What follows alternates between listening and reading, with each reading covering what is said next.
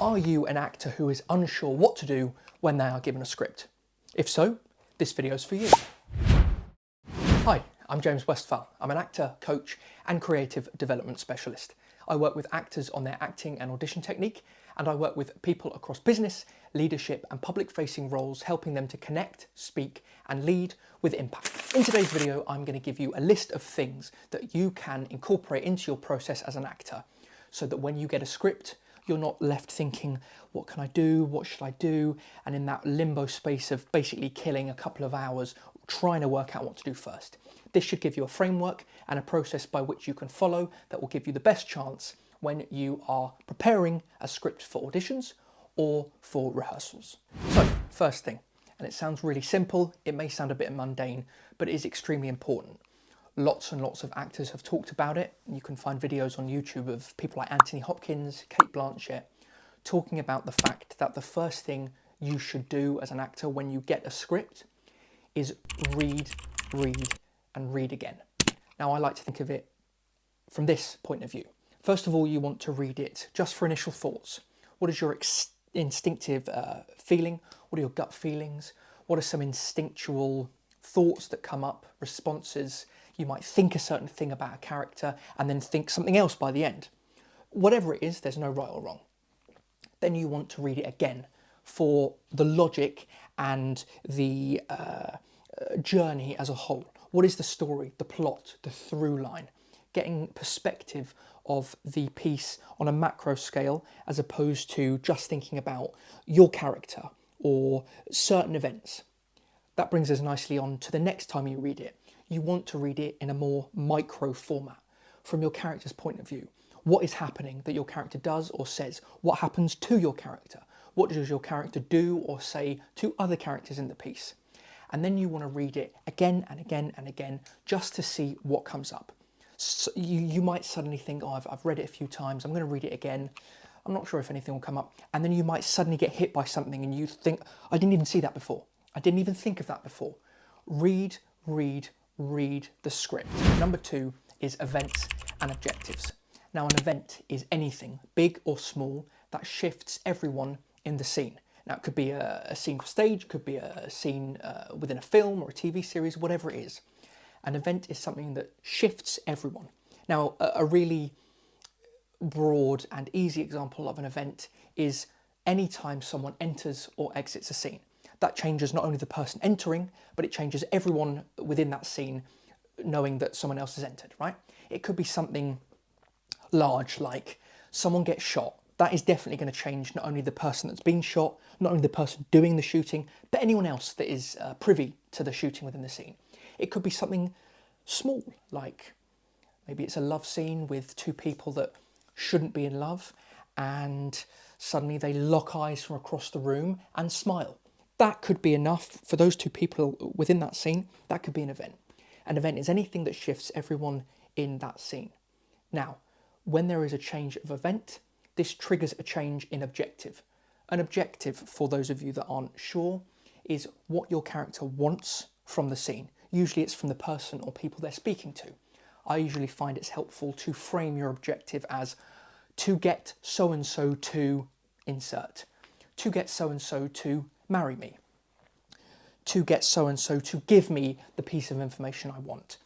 Events and then objective. What does my character want from the person or people they are speaking to? Number 3, we have thoughts and subtext.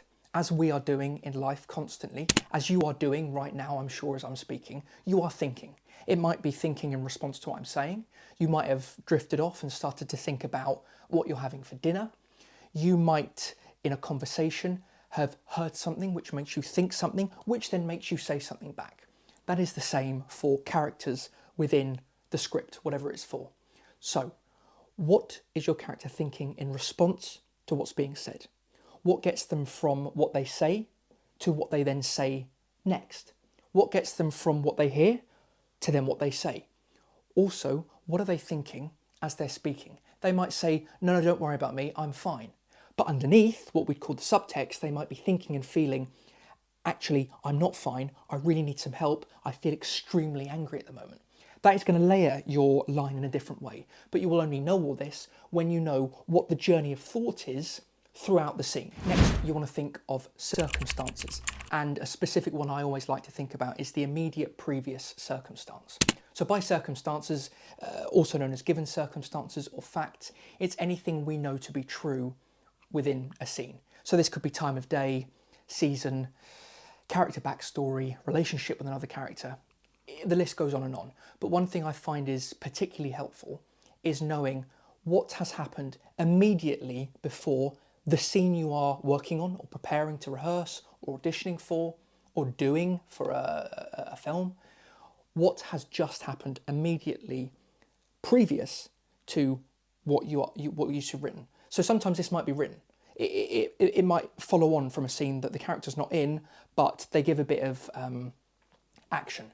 Character is seen walking out of the building, having just been fired, and they bump into a friend they grew up with that they were always jealous of. Right, that gives you that immediate previous circumstance.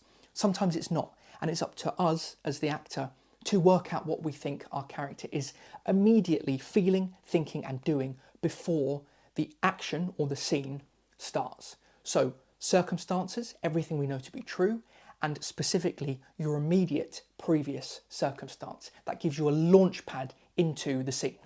And then finally, but potentially the most important thing, acting, the clue is in the word action, doing.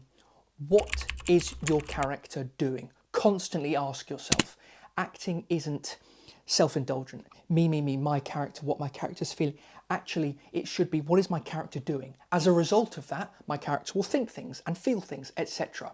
But start from the place of, what is my character doing to try and get what they want? What is their action? Another word for this is tactics. It could be physical, my character grabs, or it could be verbal, the way in which a character is saying or phrasing something to someone. Now, it's helpful to think of this in terms of establishing the what. We don't want to establish the how. We don't need to know how we're saying a line, but we need to know what we are doing, what we are thinking with a line, what we are trying to do to affect someone else with our line, because then if we know what we're doing constantly, it will be active. It will be active. It will be active with the other person or people in the scene. Constantly thinking, okay, what is my character doing now? What is my character doing which gets me closer to my objective? Try this week with your script and let me know how you get on. If you found this helpful, please follow and subscribe for more. If there's something you want me to focus on, particularly in a future video, let me know by dropping a comment in the comment section or getting in touch with me via my website. Follow for more tips on acting, public speaking, and communication.